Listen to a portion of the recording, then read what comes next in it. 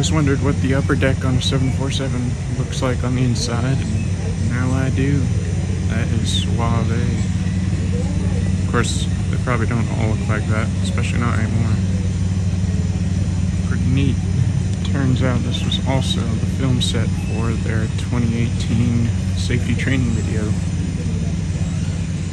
Very nice. Now let's try flying from third person point of view.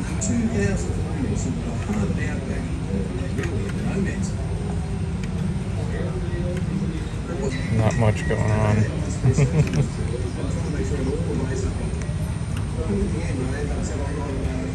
Oh, is that how you turn? No.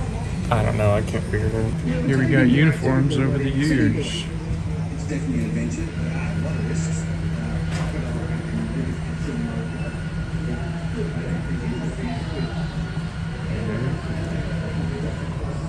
And that is all their stops.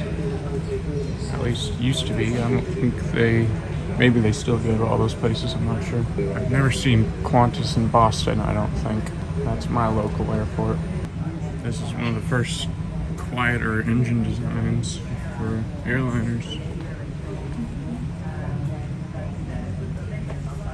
Go in there, you get sucked to death. And that's a prop engine.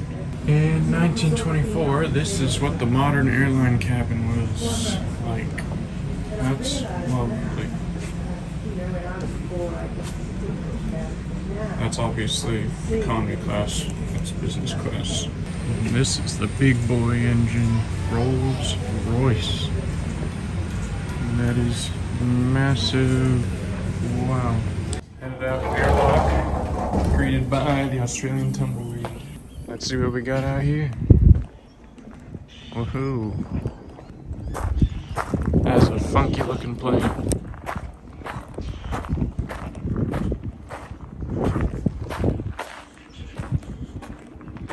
Flying boat?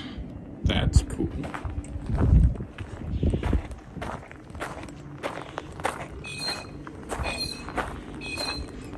Wow. That's just freaky.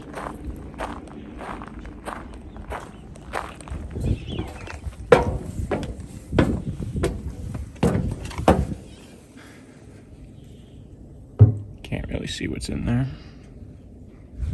That's all right. Now entering the original Qantas hangar. Got some classic planes in here.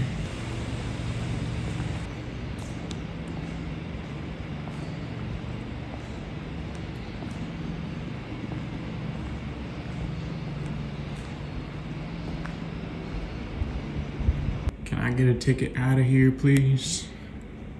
Do any of you speak English? Do these even have passenger capacity?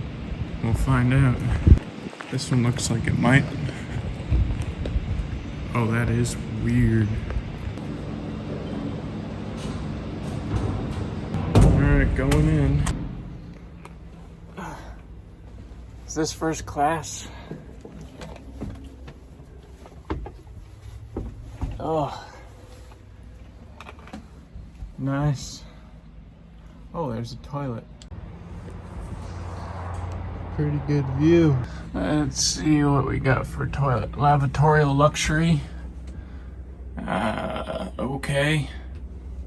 At least you get a view.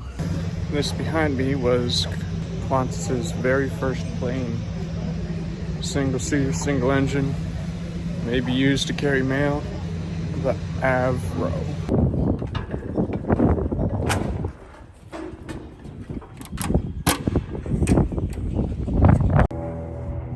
That is soft.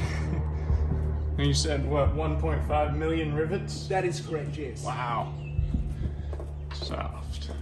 Now, Jesse, if you turn around and I'll get you to come in shortly, mate, you can actually see the grey box that I was talking about. That's the central body of the APU. You can actually see two upper arms. There is also a lower leg and a right leg. So those legs actually come off to a rotating beam, which will then tilt the tailplane upwards or downwards.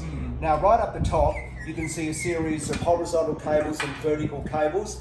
They are in fact carrying signals from the flight deck through to the rudder and also the elevators to actually make them move. I knew there was cables going in the back, but I didn't think it would be this many. There are over 6 kilometre network of cables in this aircraft. Oh, wow. Now this apparatus right in front of you is a hydraulic motor. So what in fact happens here is the signals will come from the flight deck by way of the horizontal cables up the top. They will then come down these vertical cables.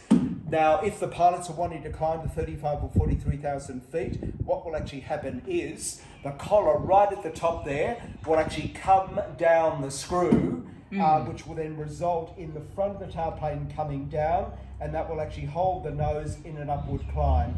So if the pilots are wanting to descend, that collar will then actually move up the screw instead of down the screw. Wow. The aircraft up to the ceiling.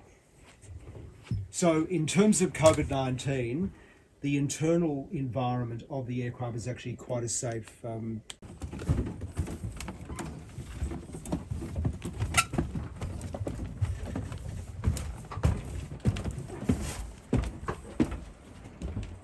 So before we make our way into the cockpit. That is a lot of switches. Is this the engineer's chair? That is correct, yes. You do have to squish down.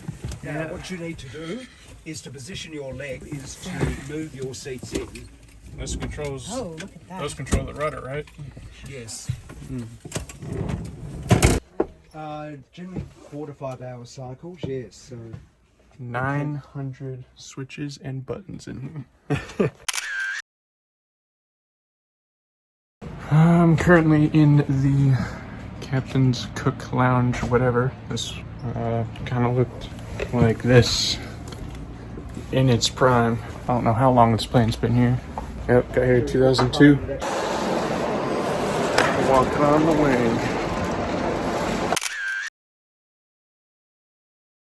So I got pretty lucky. Today is the first day in almost 3 weeks that they've been doing wing walks. And they had this harness system is brand new, and I think we might be some of the first people trying it out, and we already figured out a problem. When it comes to taking pictures, to not photobomb someone else's pictures, you have to come all the way back in, unhitch, and then hide in the plane. But hey, whatever works.